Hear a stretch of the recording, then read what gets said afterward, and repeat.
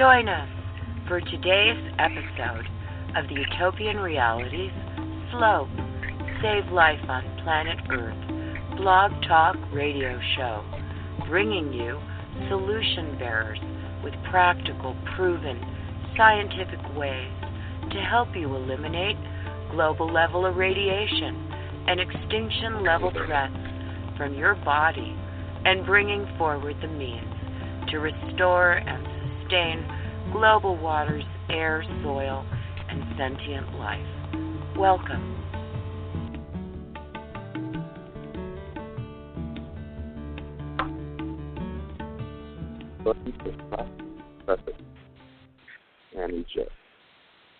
Greetings, this is Lisa Wolf, your host. Welcome to the Utopian Realities Slope, Save Life on Planet Earth, Saturday Scientist Forum, where we speak with and make the global community aware of scientists with actual solutions to the ongoing Fukushima, North American, and global irradiation and extinction level threats we're all facing. Solutions that you can help bring to bear. Solutions do exist right now that can save us from global annihilation and bring about a utopian reality now. Our guest today is Russell Anderson, R&D engineer of Spintronics. Russ Anderson has lectured extensively on non-conventional energy and propulsion systems since 1990, including at the International Tesla Society Conference in Colorado Springs, Colorado, the Institute for New Energy Symposium in Salt Lake City, Utah, and has published papers in New Energy Technologies Journal and the Journal of New Energy. He was invited to speak at the first Global Breakthrough Energy Movement Conference in Holland, where he lectured on magnetic motors, SEG, and IGB technology, and he was invited back by the Global BEM to speak at their second conference in Boulder, Colorado in 2013. Most recently, Mr. Anderson lectured on SEG and IGB technology at the second annual Tesla Memorial Conference at the Hotel New Yorker in Manhattan. He's also demonstrated working T.T. Brown flying discs, electrokinetic apparatus at the second International Anti-Gravity Conference in Reno, Nevada, hosted by James Cox of Anti-Gravity and Space Drive News.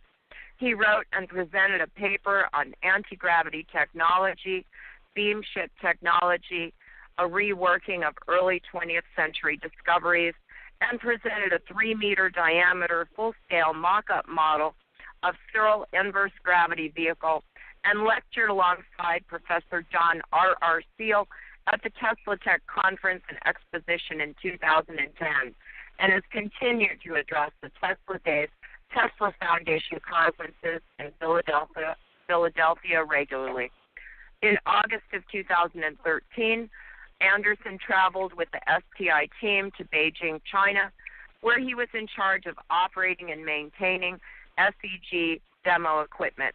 Mr. Anderson holds a degree in software engineering from the Chubb Institute. Welcome, Russell. Let's talk about the legacy of Paul Brown and John Searle and the path forward to a clean, green energy future and radiation remediation reality that Spintronics can bring to the world. Good afternoon, Russ. Good afternoon, Lisa. Hi, and hello to everybody out there on the radio. So, what are we talking about here, Russ? First, I would like to say I went to Horace Mann School in the Bronx, and their motto is as follows: Magna est veritas et prevalet. And translated, that means great is the truth, and it prevails.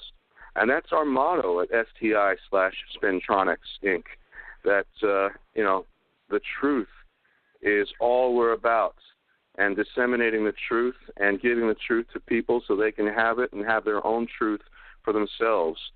So basically, we were given information regarding John Searle and his declaration of his experience the last couple of years, and I shared that with you, and I also shared it on Facebook. And basically, we have permission to share with the world at large those documents, which were signed, witnessed, and notarized in the state of California. And did you want to read any of that and give us some background on John Searle and Paul Brown and what we're talking about here? Well, I don't really know if you have time for me to read the whole documents, but basically I can read them if you like. But I'd rather talk about the technology right now. Okay. Yeah, and the work we've been doing basically in 2007. Well, actually, let me go backwards. In 2006, I went to the conference on future energy, second conference on future energy in Washington, D.C., and I met John Thomas, who I've been, talking on the phone with and dealing with since 1993, late 93, early 94. John Thomas is the writer, literally wrote the book on John Searle. It's called Anti-Gravity, The Dream Made Reality, The Story of John Searle.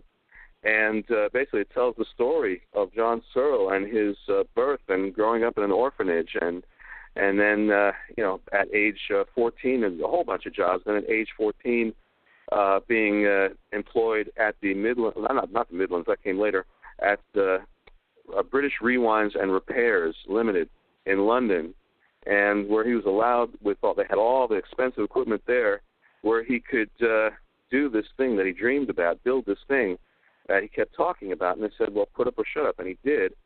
And it was just supposed to be some kind of unique electrical generator, but, of course, everybody who knows anything about John Searle knows the story of that. The generator did not want to stay on the ground. It put out far more energy, converted far more energy than they thought it would, and basically, the thing didn't want to stay on the ground.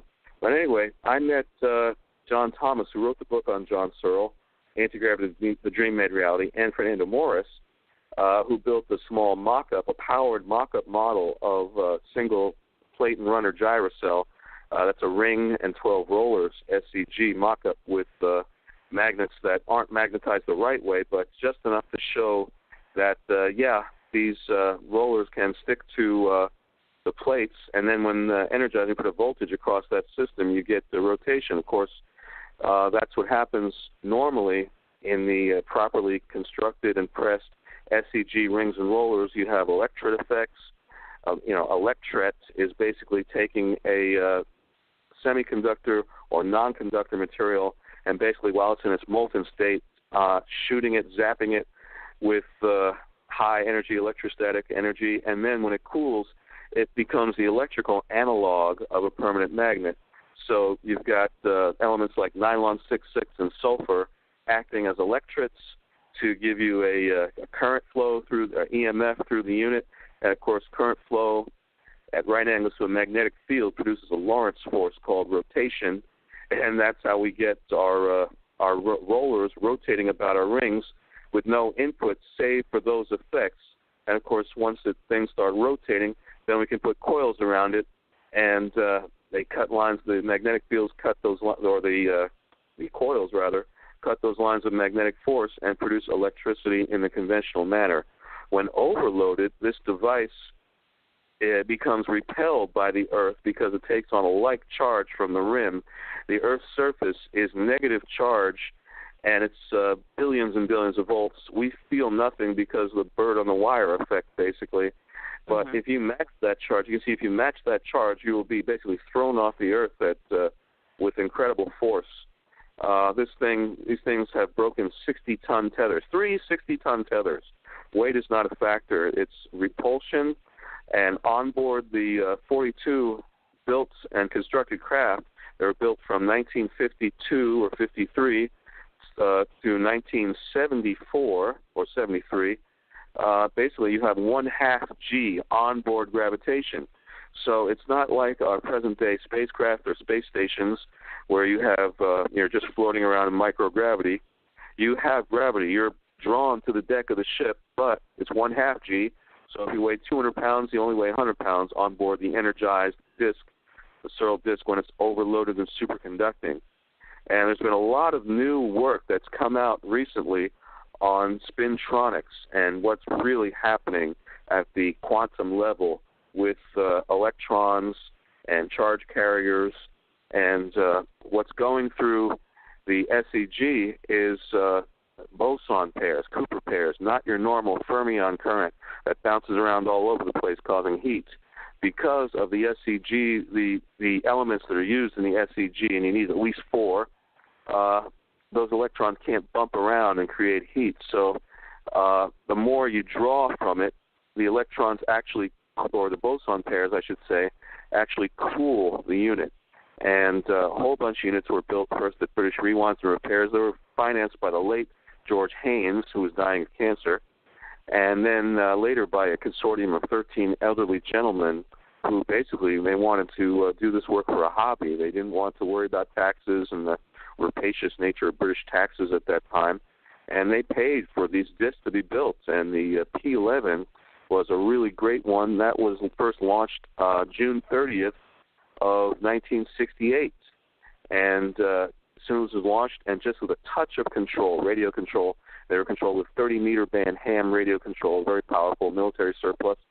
In about 3 minutes, that was from not Middlesex, Warminster to Cornwall in about 3 minutes, and that's about a 300-mile drive.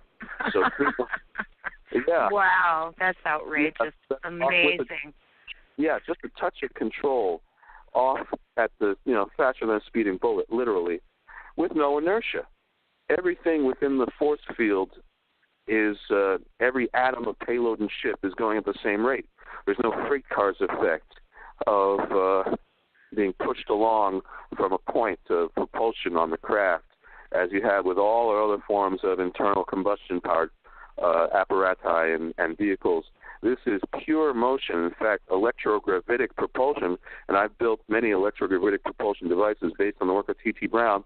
This is very similar to that in that once you're degravitated, you can use that electrogravitic force to basically project a positively charged space charge in front of the direction where you want to go. And electrostatic attraction, which is huge at that voltage, just basically pushes and pulls you like a wave in the direction you want to go. That's your basic warp drive. Since you have no inertia, you're shielded from weight gain and time dilation. So just like Star Trek, you're off to Alpha Centauri and get there, any speed you want, from a few days to a couple of weeks.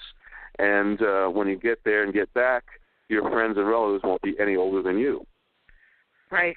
Well, Russ, right now, besides the promises of free energy and amazing travel through space, there are potentials in this technology related to the global irradiation that we face and Fukushima, et cetera.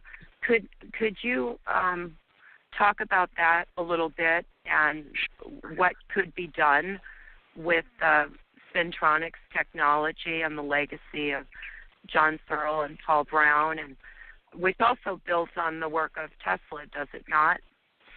Yes. Well, Paul Brown was a brilliant scientist, PhD, who basically copied the work of John Searle according to the instructions given in newsletters by Gunnar Sandberg from Searle newsletters, and built it and pressed it and basically had a single plate and runner gyrocell about the size of a laptop computer. And our late CEO of STI Spintronics, Phil Talbert, witnessed it as it was in its final stages of melting down, basically, not the unit melting down, but the wiring, the associated wiring. In other words, it was cohering so much zero-point energy that it melted the surrounding wiring, and they figured they did calculations, they figured the energy needed to do that was about something like 1 megawatt. So 1 megawatt from something the size of a laptop computer, that's pretty good. So you can see that, our most pressing need at this time is for clean, cheap energy, and it certainly The SCG apparatus certainly fulfills its mission in that regard. It also acts like let's say, a negative ion generator on steroids. It ejects so many negatively charged particles and negative ions that if you're in the vicinity of one of these things, especially in an enclosed area, Professor Searle said it's not like you're breathing air anymore. It's like you're drinking fresh spring water. Now, another very important effect, not only just the health effects of rapid healing brought about by negative ion distribution in the home, is radiation, like he's just mentioned, radiation amelioration. They did experiments in the early 70s at Sussex University in England with an SEG. One experiment involved putting a candle inside running SEG. The candle flame went out in like 1 second because of the reduced atmospheric pressure inside. And when it's overloaded and superconducting, no air can get in at all. You're in a vacuum envelope, and so is your craft if you use that as your power drive source. But they did experiments also at Sussex University where they took a vial of some kind of radioactive material and placed it inside the center ring of a running SEG. They took Geiger readings before and after there was no more ionizing radiation. So basically you have the same effect going on in the SEG as you would with, the orgone effect of Wilhelm Reich, his orgone accumulator. If you placed a vial or some kind of radioactive material inside the orgone accumulator, it would ameliorate the radiation. But the only thing with that device is that it would throw the radiation into the surrounding space, causing DOR, a deadly orgone radiation, which would make everybody ill within a half-mile radius of this. So, but you don't see that kind of effect in the radiation amelioration of the SEG. So we proposed that what we could have is a two-pronged system of radiation amelioration. We could have SEGs doing their thing, powering the city with clean, cheap energy, and this is cool current. It's not hot current. So your devices and products last a lot longer when powered by cool current. Same thing with T. Henry Moray's device in Salt Lake City. His radiant energy accumulator also produced cold current. But anyway, I digress. So SEG. what would you see? I mean, if the listeners were visualizing a solution put in place for, say, Ground Zero Fukushima, what would we be looking at, Russ? We're looking at a three-pronged system. The first pronged system is you have SEGs supplying power, that they take the place of those nuclear reactors, more than take the place of them. And with those SEGs, then you run large tubes of water, of radioactive contaminated water or soil or anything through the center. And what you get on the other side, comes out the other side, is something that's no longer emitting ionizing radiation, which Wow. is really interesting, and obviously effects need to be studied more and see what is the rate of radioactive decay when you operate one of these things. And then, or radioactive decay of a sample placed inside. So you have that, and then you could build these large craft, manned craft or unmanned craft. Of course, all the Searle craft were unmanned because, as I mentioned before, no air can get near the generator or anything inside it when it's operating and overloaded and superconducting. So you have to provide life support system for manned craft. But we could have unmanned craft, as they did in the past. 42 unmanned craft were built and flown. We'd have unmanned craft or manned craft flying around, flying low over radioactively contaminated areas, and basically putting out these radioactive fires. Not only that, if you have fires, combusting fires anywhere, you fly low over them, there's going to be reduced atmospheric pressure, no oxygen, and the fire will be put out immediately. What about all of those, that waste that's being stored at Fukushima Daiichi? Is there a way with the technology to address that waste material? Yes, of course. Just run, as I said, tubes of that material through the center ring of an SEG, depending on how large your SEG is. And the formulae for manufacturing your SEG is an old numerical system called the law of the squares. And that's basically based on 2 squares. You have 4 horizontals, 4 verticals, and 4 diagonals. And what you get out of that is 34. In other words, if you have the numbers sequential, you get random outputs on the horizontal, verticals, and diagonals. If you randomize those numbers inside those matrices, you get uniform outputs, which is really, really fascinating. So what you're seeing is a mathematical representation in that of the complex switching and exchange patterns that happen in nature routinely with matter and energy. And this is also how nature routinely coheres the zero-point energy. And this is also something Ilya Prigogine showed in his book, Order Out of Chaos. Prigogine won the 1977 Nobel Prize for Chemistry. It shows how there's systematized self-organization in nature, the opposite of entropy. Entropy is a dead concept. So, Russ, what would you like to say to the people of Japan, the people of, the world listening to this to help move this forward? We have the team in place. We have most of the machinery in place, materials. We've pressed our own beautiful plates and runners. Those are the rings and rollers. And we need money to carry on the work. We need funding to make this happen. So if you know anybody who is a philanthropist or, an angel investor who would like to make a better world and make it in our lifetime and make it fast with a proven device, and this is the 70th anniversary of this device, send them to us, send them our way, have them give us a call or an email, and we can make this happen. We can make them a shareholder of STI/Spintronics Inc., and their money will go towards making these apparati. And by the way, anybody who has even a little tiny piece of this, all our shareholders, they're very well-to-do. They're going to be extremely well-to-do when we start marketing to the world. I understand that Brad Lockerman couldn't join us, but it sounds to me like the next time we have you back that we may be able also to have John Searle join us. That would be great. Yeah, I think that's definitely going to happen. Yeah, we're in constant contact with John Searle, and he is willing to relocate to Florida from San Diego to make this happen for the people and the children of our planet. And we have a wonderful, beautiful planet. We have to preserve it. Global warming is real. We have to switch over from these internal combustion fuels and carbon fuels and nuclear energy to something that operates more like nature and something that's really, really safe.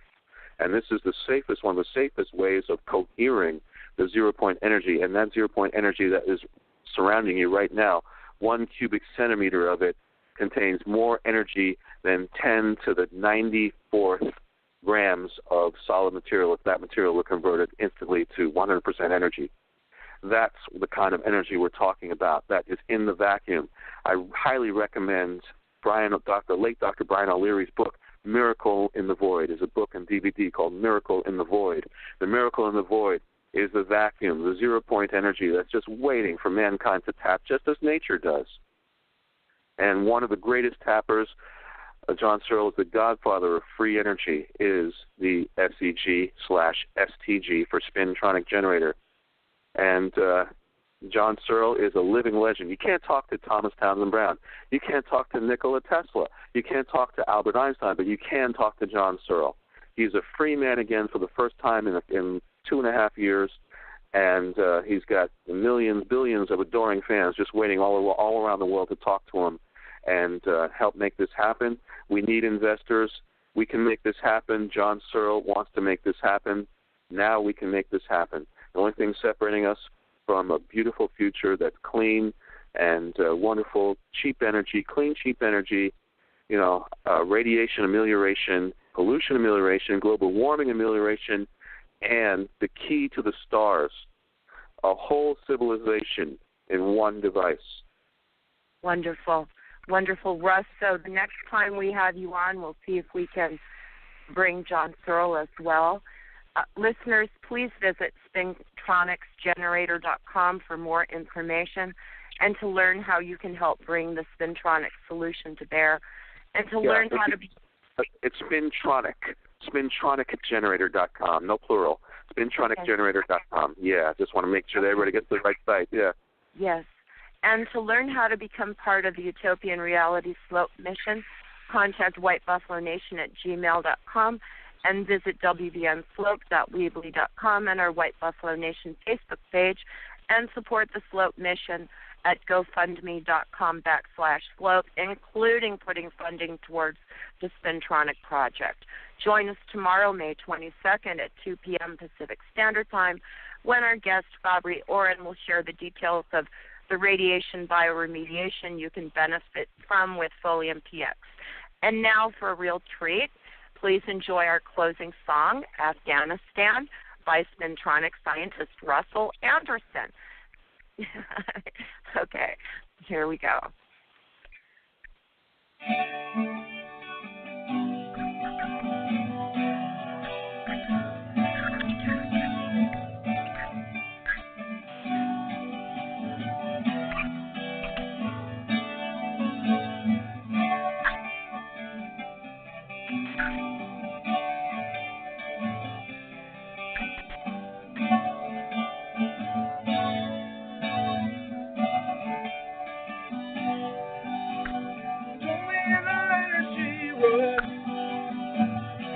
She's going to Afghanistan, touring on the door. If it's a barren land, she's going to Afghanistan. She's going to Afghanistan. She's going to Afghanistan.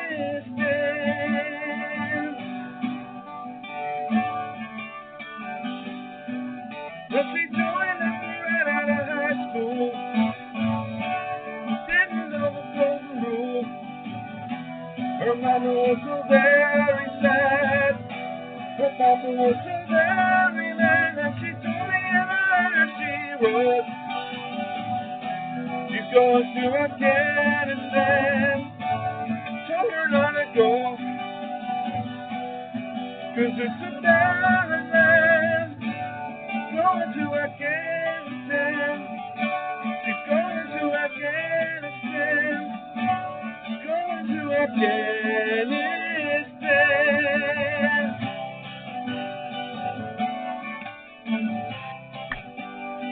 Told me in a letter that she wasn't getting married. Told me in a letter that it wasn't for her daddy. Told me in a letter she wrote,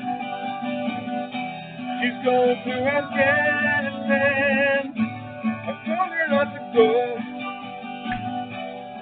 'cause it's a barren land. Going to Afghanistan.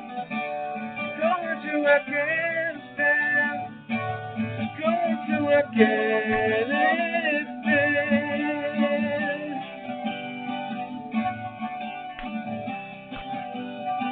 Told me in a letter that she wasn't getting married. Told me in a letter that it wasn't for her daddy. Told me in a letter she wrote while I'm singing this song. Singing this song. Singing this song.